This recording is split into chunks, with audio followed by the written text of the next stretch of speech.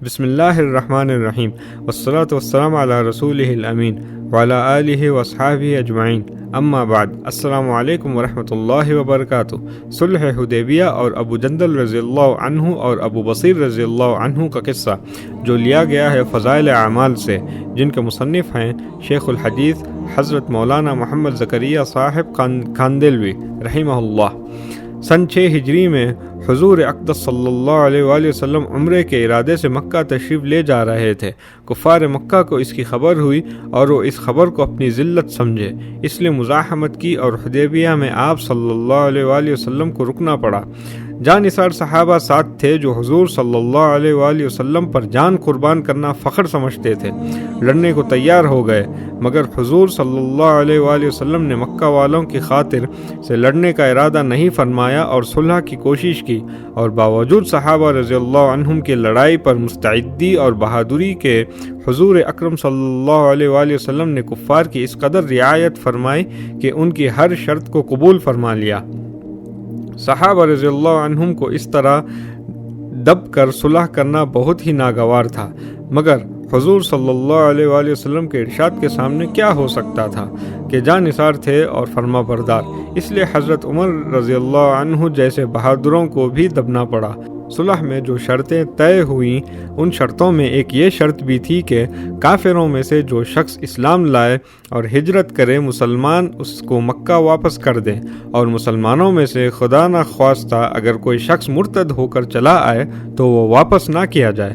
یہ صلح نامہ ابھی تک پورا لکھا بھی نہیں گیا تھا کہ حضرت ابو جندل رضی اللہ عنہ ایک صحابی تھے جو اسلام لانے کی وجہ سے طرح طرح کی تکلیفیں برداشت کر رہے تھے اور زنجیروں میں بندھے ہوئے تھے۔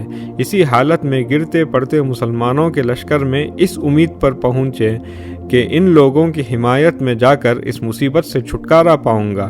ان کے باپ سہیل نے جو اس صلح نامہ میں کفار کی طرف سے وکیل تھے اور اس وقت تک مسلمان نہیں ہوئے تھے، فتح مکہ میں مسلمان ہوئے، انہوں نے صاحب زادے کو تمانچے مارے اور واپس لے جانے پر اصرار کیا۔ حضور صلی اللہ علیہ وآلہ وسلم نے ارشاد فرمایا کہ ابھی صلح نامہ مرتب بھی نہیں ہوا، اس لیے ابھی پابندی کس بات کی، مگر انہوں نے اصرار کیا۔ پھر حضور صلی اللہ علیہ وآلہ وسلم نے ارشاد فرمایا کہ ایک آدمی مجھے مانگا ہی دے دو، مگر وہ لوگ ضد پر تھے، نہ مانا۔ ابو جندل رضی اللہ عنہ نے مسلمانوں کو پکار کر فریاد بھی کی کہ میں مسلمان ہو کر آیا اور کتنی مصیبتیں اٹھا چکا، اب واپس کیا جا رہا ہوں۔ اس وقت مسلمانوں کے دلوں پر جو گزر رہی ہوگی اللہ ہی کو معلوم ہے، مگر حضور صلی اللہ علیہ وآلہ وسلم کے ارشاد سے واپس ہوئے۔ حضور صلی اللہ علیہ وآلہ وسلم نے تسلی فرمائی اور صبر کرنے کا حکم دیا اور فرمایا کہ عن قریب حق تعالی شانہ تمہارے لیے راستہ نکالیں گے۔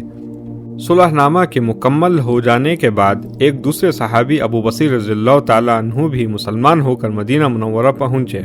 کفار نے ان کو واپس بلانے کے لیے 2 آدمی بھیجے۔ حضور صلی اللہ علیہ وآلہ وسلم نے حسب وعدہ واپس فرما دیا۔ ابو بصیر رضی اللہ تعالی عنہ نے عرض بھی کیا کہ یا رسول اللہ، میں مسلمان ہو کر آیا، آپ مجھے کفار کے پنجے میں پھر بھیجتے ہیں۔ آپ صلی اللہ علیہ وآلہ وسلم نے ان سے بھی صبر کرنے کو ارشاد فرمایا اور فرمایا کہ انشاءاللہ عن قریب تمہارے واسطے راستہ کھلے گا۔ یہ صحابی ان دونوں کافروں کے ساتھ واپس ہوئے۔ راستے میں ان میں سے ایک سے کہنے لگے کہ یار تیری یہ تلوار تو بڑی نفیس معلوم ہوتی ہے۔ شیخی باز آدمی ذرا سی بات میں پھول ہی جاتا ہے۔ وہ نیام سے تلوار نکال کر کہنے لگا کہ ہاں میں نے بہت سے لوگوں پر اس کا تجربہ کیا ہے۔ یہ کہہ کر تلوار ان کے حوالے کر دی، انہوں نے اسی پر اس کا تجربہ کیا۔ دوسرا ساتھی یہ دیکھ کر کہ ایک تو نمٹا دیا، اب میرا نمبر ہے، بھاگا ہوا مدینہ آیا اور حضور اکرم صلی اللہ علیہ وآلہ وسلم کی خدمت میں حاضر ہو کر عرض کیا کہ میرا ساتھی مر چکا ہے، اب میرا نمبر ہے۔ اس کے بعد ابو بصیر رضی اللہ عنہ پہنچے اور عرض کیا کہ یا رسول اللہ، آپ اپنا وعدہ پورا فرما چکے کہ مجھے واپس کر دیا اور مجھ سے کوئی عہد ان لوگوں کا نہیں ہے جس کی ذمہ داری ہو، وہ مجھے میرے دین سے ہٹاتے ہیں، اس لیے میں نے یہ کیا۔ حضور صلی اللہ علیہ وآلہ وسلم نے فرمایا کہ لڑائی بھڑکانے والا ہے، کاش کوئی اس کا معین و مددگار ہوتا۔ وہ اس کلام سے سمجھ گئے کہ اب بھی اگر کوئی میری طلب میں آئے گا تو میں واپس کر دیا جاؤں گا، اس لیے وہ وہاں سے چل کر سمندر کے کنارے ایک جگہ آ پڑے۔